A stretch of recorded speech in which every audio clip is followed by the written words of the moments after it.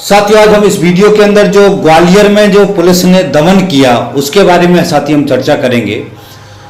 साथियों, 18 तारीख को रेल का चक्का जाम का जो आह्वान था संयुक्त किसान मोर्चा की ओर से, उसका पालन करते हुए ग्वालियर में भी चक्का जाम किया गया था। ग्वालियर में और डबरा में पिछले लगभग 1.5 महीने से ऊपर से शांतिपूर्वक तरीके से किसान आंदोलन का धरना चल रहा था।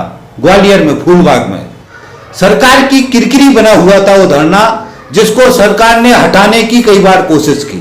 18 तारीख को उनको लगा कि ये सबसे बढ़िया समय है कि आंदोलन की आड़ में हम इसको धरने को खत्म करा सकते हैं। वो इकट्ठे होने के बाद से रेलवे स्टेशन पर पहुंचे और सबसे ज्यादा जो प्रशासन का जो तैयारी था वहां रेलवे स्टेशन के जाने के पहले रास्ते में उन्होंने वाटर टैंक और वो सारा दुनिया का तैयारी लगा के रखा था। हमारे साथियों ने किया ये कि वो ऐसी रास्ते से निकले और सीधे ट्रैक पर पहुंच गए कि जो पुलिस को समझ नहीं आया। तो उसके बाद से ट्रैक बंद हुआ और ये जो है झांसी का और दिल्ली वाला मेन रूट है, इस पर बहुत बड़ी संख्या में ट्रेनें चलती हैं, तो रूट बाधित हुआ और सैकड़ों की संख्या में कई 100 लोग ट्रैक पर पहुंच गए। उसके बाद से प्रशासन पहुंचा, प्रशासन ने कार्रवाई की, रुके नहीं। हो बहुत जगह देश में पुलिस ने कार्रवाई नहीं की, मगर उन्होंने वहां पे कार्रवाई की और लोगों को उठाया। हमारे जो किसानों के नेता हैं वहां के, जो वहां संगठनों के नेता हैं, उनको उठाया और उठाने के बाद से पुलिस ने गाड़ियों में डाल के जेल में भेजा। तो बड़ी संख्या में एक दमनात्मक रूप वहां देखने को मिला। और हम ये भी देखते हैं कि जो ग्वालियर स्टेशन पे जब जो महिलाएं हैं, लड़कियां हैं, उनको उठाया गया तो शुरुआती दौर में पुलिस ने उनको पकड़ा। बाद में आखिरी में जब उनको उठा के ले जाने का काम हुआ तब कुछ महिला कांस्टेबल आई। किस तरीके से अखिल भारतीय किसान सभा के लोगों को, किस तरीके से किसानों को उठाया पुलिस ने और जबरदस्ती उठा करके गाड़ी में डाल के जेल में वहां जेल ले गए। और उसके बाद से जो मेन जेल है उसमें इनको जेल में इनको बंद किया।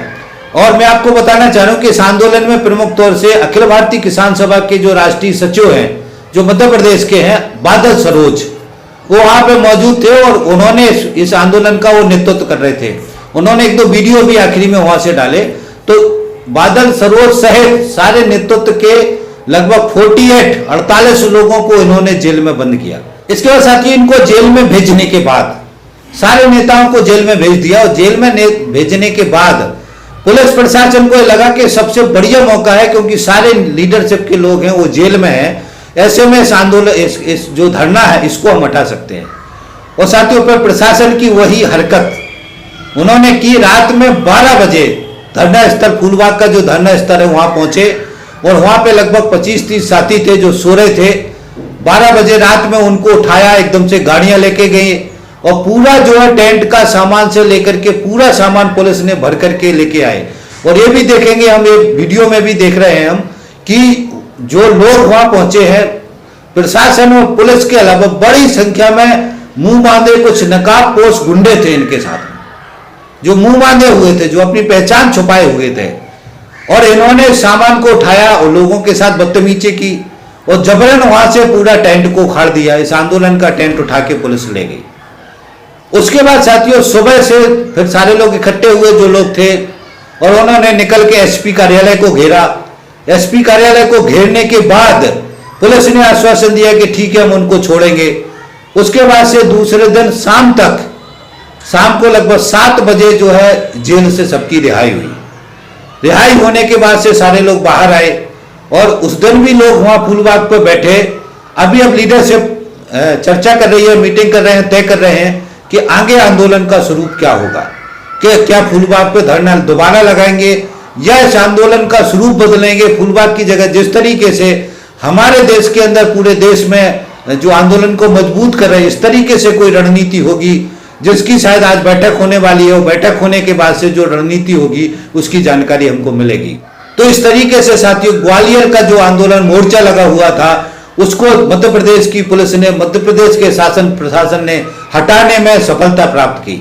मगर साथियों, ये देखने की बात है कि जो आंदोलन ये चल रहा था शांतिपूर्वक तरीके से चल रहा था, पुलिस को कोई दिक्कत नहीं थी, प्रशासन को कोई दिक्कत नहीं थी, मगर उनको ये लग रहा था कि मध्य प्रदेश के ग्वालियर जैसे शहर में जो नरेंद्र सिंह तोमर का जो है सांसद क्षेत्र है उसके अंदर भी बड़ी संख्या में ये मोर्चा लगा हुआ है, बड़ी संख्या में यहाँ एक्टिविटी हो रही है।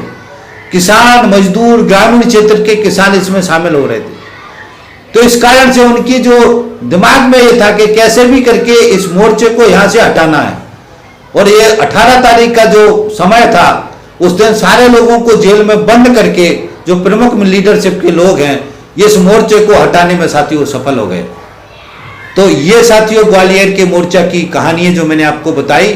मोर्चा दोबारा लगेगा, संघर्ष होगा, आगे और तरह तरह से संघर्ष होगा, ये तो सुनिश्चित है। किसान आंदोलन जिस तरीके से चल रहा है उस तरीके से किसान आंदोलन ताकतवर रूप में पूरे देश में फैल रहा है। ये सरकार कितना भी दमन कर ले, दमन से कभी आंदोलन खत्म होते नहीं है। दमन करके किसी आंदोलन को खत्म कभी किया नहीं जा सकता।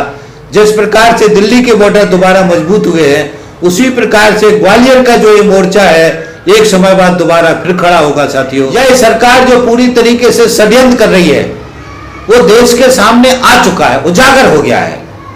जिस तरीके से झूठ बोल रहे हैं, इतने सारे झूठ इन्होंने बोले, आज भी बोल रहे हैं, मगर इस झूठ का असर जनता के ऊपर नहीं हो रहा।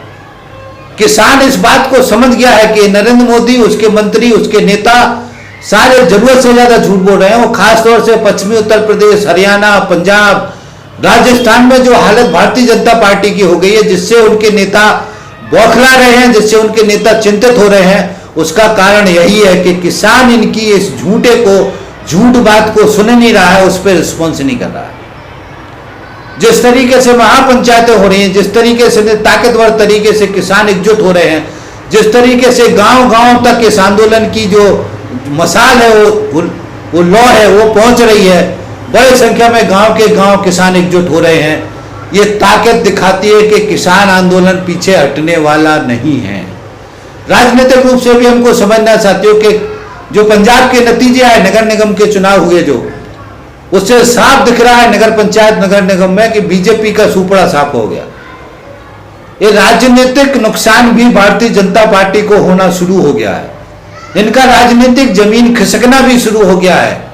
पश्चिमी उत्तर प्रदेश में उनके नेताओं को चिंता होने लगी है कि आने वाले चुनाव में हम जीतेंगे नहीं। उत्तर प्रदेश में भी पंचायत के चुनाव होने वाले हैं अभी। तो ये सारा एक पॉलिटिकल प्रेशर भी इनके ऊपर है। जिस तरीके से पश्चिम बंगाल में भी बड़ी संख्या में जो किसान नेता हैं वो पंचायतें और आम सभाएं करने वाले हैं। तो ये सारा एक पॉलिटिकल प्रेशर इस नरेंद्र मोदी की सरकार पर लगना शुरू हुआ है।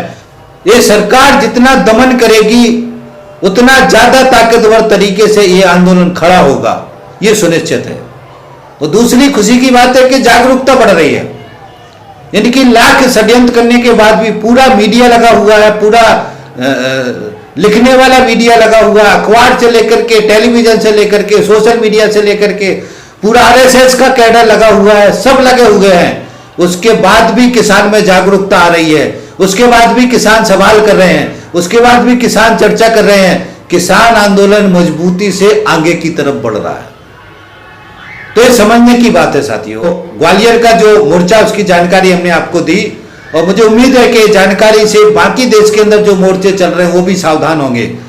और ये जो किसान आंदोलन की संयुक्त किसान मोर्चा का जो आह्वान है उसको सभी को समझना है साथियों।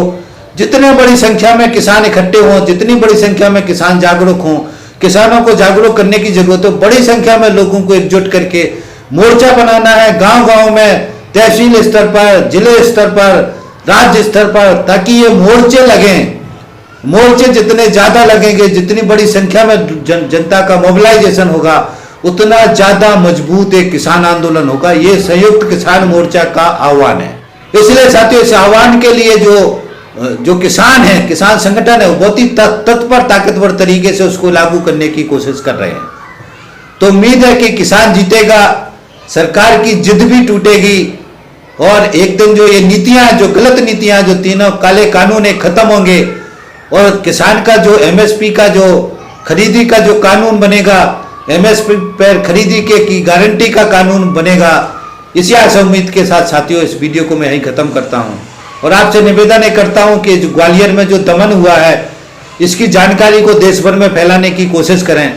हमारे जो प्ले लिस्ट है उस पर किसान आंदोलन के बहुत सारे वीडियो है, किसान आंदोलन का एक फोल्डर है, उसके अलावा बहुत सारे दर्शन सीरीज, बैंक घोटाला, गुलामी, आरएसएस का चरित्र, बहुत सारे फोल्डर हैं, प्लेलिस्ट पे विजिट करें, उनके अंदर के वीडियो सुने और साथियों हमारे चैनल को भी सब्सक्राइब कर लें ताकि हम कोई सा भी वीडियो बनाए तो आपको सबसे पहले उसका नोटिफिकेशन मिले।